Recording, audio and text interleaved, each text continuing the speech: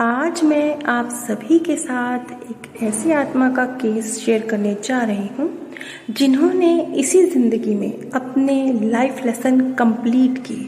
अपने life lesson complete करके अपनी मृत्यु की आखिरी तारीख पर उन्होंने अपना शरीर छोड़ा।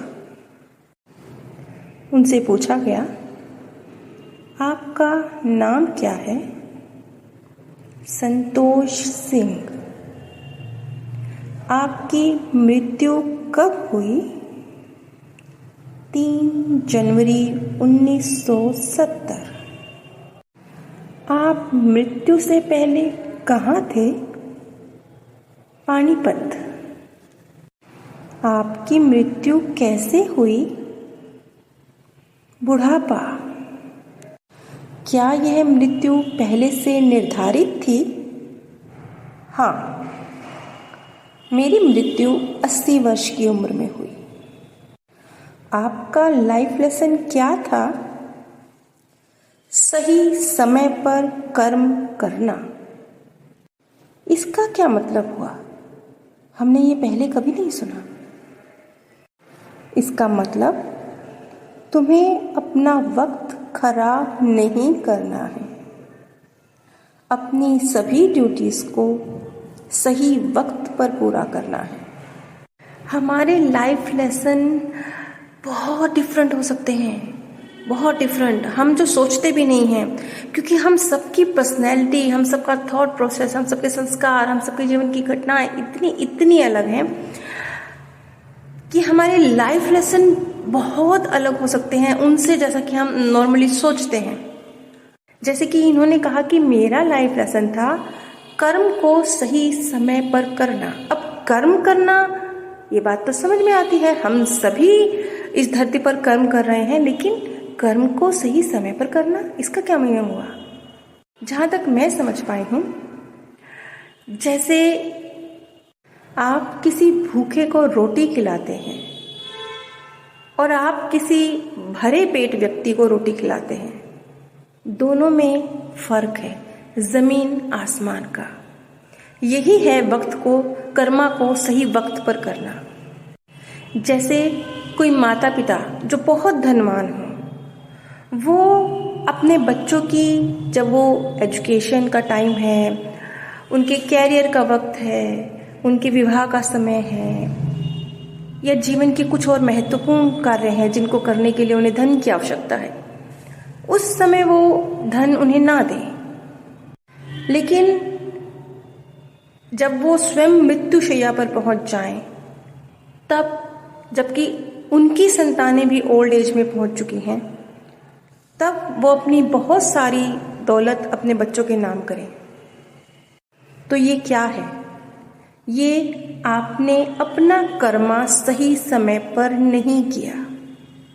डॉक्टर न्यूटन की रिसर्च में एक लाइन कही गई थी कि हमारे जीवन में जो भी घटनाएं घटती हैं, जिन्हें हम कहते हैं कि ये हमारी किस्मत थी, ये पूर्व जन्म के कर्म का फल इस जन्म में आया, तो ऐसा क्यों होता है? तो इसका जो जवाब आया था वो ये था, जब भी हम कोई कर्म करते हैं तो वो ऊर्जा उसी समय हमारे पास क्यों नहीं आ जाती? अगले जन्म में आएगी या सालों बाद आएगी, तब हम भूल चुके होंगे। ऐसा क्यों? ऐसा इसलिए क्योंकि वो ऊर्जा आपके पास तब आएगी जब वो आपको सबसे ज्यादा सिखाने की मोड में होगी, सबसे ज्यादा प्रोडक्टिव होगी। आप उस घटना कर्म में जो ऊर्जा क्रिएट कर रहे हैं, अगर वो गलत क्रिएट करी है, तो वो तब आपके पास रिटर्न आएगी जब आप सबसे ज्यादा उस ऊर्जा के माध्यम से सही चीज सीखने की स्थिति में होंगे। ये डॉक्टर न्यूटन की थ्योरी मैंने आप लोगों के साथ इसलिए शेयर करी क्योंकि जैसे यहाँ पर इस सोल ने कहा कि उनका जो लाइफ लेसन था वो ये था कि वो अपने कर्मा को सही समय पर करें। ऐसे ही जैसे ये प्रकृति जो ऊर्जा आप क्रिएट कर रहे हैं, उसे उसी वक्त आपको रिटर्न नहीं करती है। चोर को चोरी की सजा उसी वक्त नहीं मिल जाती है। कई बार इसमें सालों का वक्त लग जाता है, कई बार अगला जन्म पहुंच जाता है। क्यों? क्योंकि ये ऊर्जा तब रिटर्न आएगी जब वो सबसे ज्यादा आपको देने की मोड में होगी। ऐसे ही आप, जैसे इस सोल का एक लाइफ लेसन था कि कर्म को तब किया जाए जब वो आपको सबसे ज़्यादा सिखाने के, देने के मोड में हो, यूज़फुल हो। आप अपने जीवन में क्या कार्य करते थे? किसान था। आपने कितने जन्म लिए? 70। आपने अब तक कितने लेसन सीखे? 6। क्या आप हमें पूर्व जन्म में जानते थे? हाँ। आप एक सैनिक थे, मैं एक बिजनेसमैन था और आपका मित्र एक हाउसवाइफ के रोल में था। आपकी मृत्यु के बाद क्या हुआ? मैं अपने खेत में था, अचानक से मैं गिर गया, जैसे मुझे एक झटका लगा और फौरन ही मैंने एंजल को अपने सामने खड़ा पाया। मैं फौरन उनके साथ चल पड़ा। वहाँ मैंने और बहुत से एंजल्स देखे। वो मुझसे कह रहे थे कि मैंने बहुत खूब प्रदर्शन किया।